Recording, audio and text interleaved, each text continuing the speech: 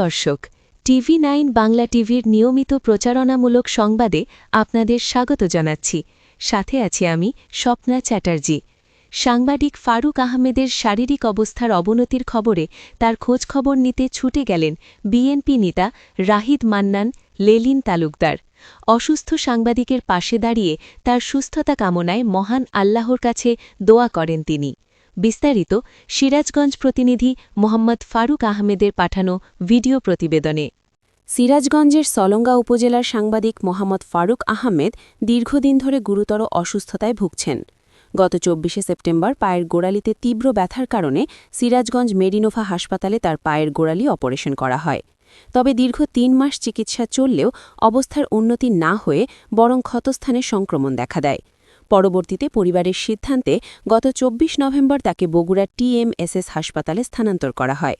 সেখানে অর্থোপেডিক্স বিভাগের প্রধানের নেতৃত্বে একটি মেডিকেল বোর্ডের অধীনে পুনরায় অপারেশন করা হয়। বর্তমানে তিনি সেখানেই চিকিৎসাধীন রয়েছেন। অসুস্থ সাংবাদিক ফারুক আহমেদের শারীরিক অবস্থার অবনতির সংবাদ পেয়ে শুক্রবার দুপুর ১২টা ২০ মিনিটে তার নিজ বাসায় ছুটে যান বিএনপি নেতা রাহিদ মান্নান লেলিন তালুকদার।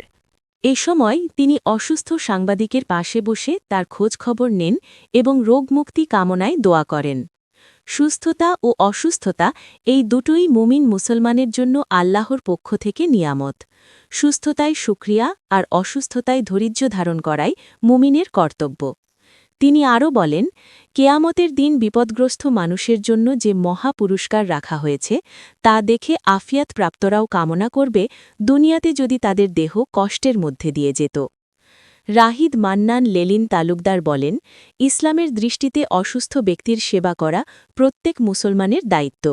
রোগী দেখতে যাওয়া মহানবী হজরত মোহাম্মদ সাল্লাল্লাহু আলাইহি ওয়াসাল্লামের সুন্নাত। তিনি রাসূলুল্লাহ সাল্লাল্লাহু আলাইহি ওয়াসাল্লামের হাদিস উল্লেখ করে বলেন, আল্লাহ তাআলা কেয়ামতের দিন বলবেন, হে বানি আদম, আমি অসুস্থ ছিলাম, তুমি আমাকে দেখতে আসনি। তুমি যদি আমার অসুস্থ বান্দাকে দেখতে যেতে, আমাকেই তার কাছে পেতে। এই সময় উপস্থিত নেতাকর্মীরা তার বক্তব্য শুনে আবেগাপ্লুত হয়ে পড়েন।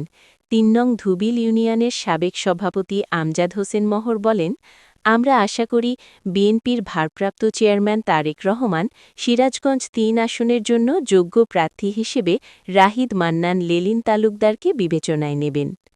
এ সময় আরও উপস্থিত ছিলেন ইউপি সদস্য আতাউর রহমান আলহাজ, সাবেক সহসভাপতি SM আনোয়ার হোসেন, মোস্তফা কামাল, আবুল কাশেম, ছাত্রদল নেতা সুলতান মাহমুদ সহ বিএনপি ও অঙ্গ সংগঠনের বিভিন্ন স্তরের নেতৃবৃন্দ।